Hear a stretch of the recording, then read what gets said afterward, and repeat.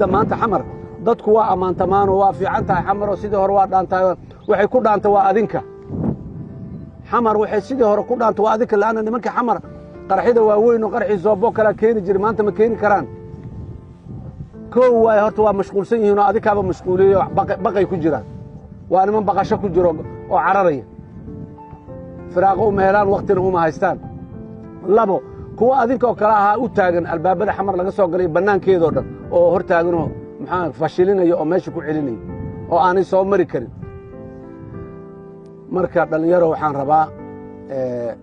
maanta waa maalin naftaada adiga iyo nafta ninka xamar jooga daarta dheer ee maxaan ku apartmentiga inta kiraystay ku dhex jira ee ku nool isku mid waayo meeqaa naga dhimato oo aan dagaal ku dhiman maalin walba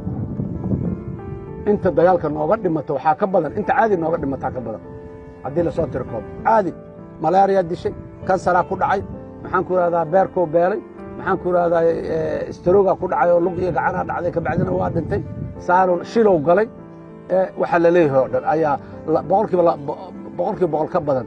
inta forontiga ayagoo dagaalamaya ku dhimanaysa ama ku dhaawacmaysa waxaan rabaa dhallinyaro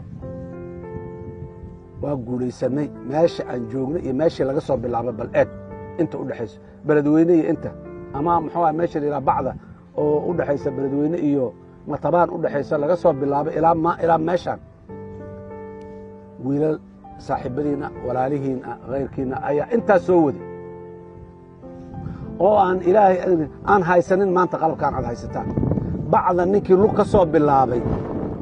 bacda tuulada ninkii lug ka soo bilaabay aadan yabaan oo ku yimid oo ku tegey asagoo qalabka uu sitoo dhan weliba garabka ku sita baabuur ay jidka mar ka soo qafaashaan biyaha iyo waxa ay ku doonto soo saarta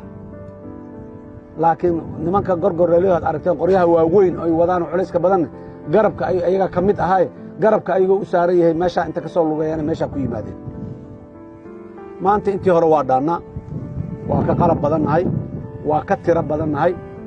dabcan waana ka tayo badannahay kaalmada cirka aan haysanno maalintaase maanaan haysan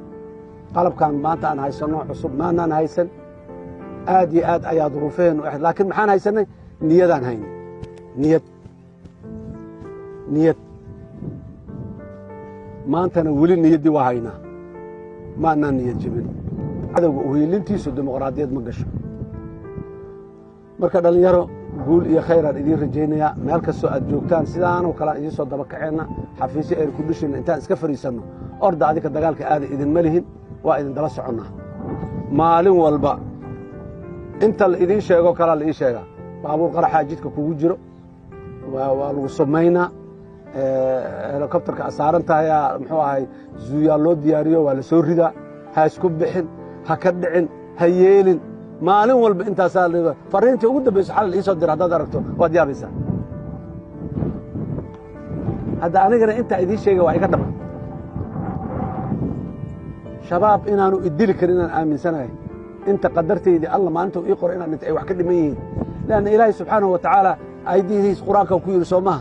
dhimashadaada saacadna lama soo hormarinaayo saacadna dib loo dhigi maayo eeg ilaahaa yidhi saacadna la soo hormarin maayo dhimashadaada saacadna dib loo dhigi maayo maalintii laguu qoray inaad dhimato maalintaasaad dhimane xaaladdaad doonto ku sugnaa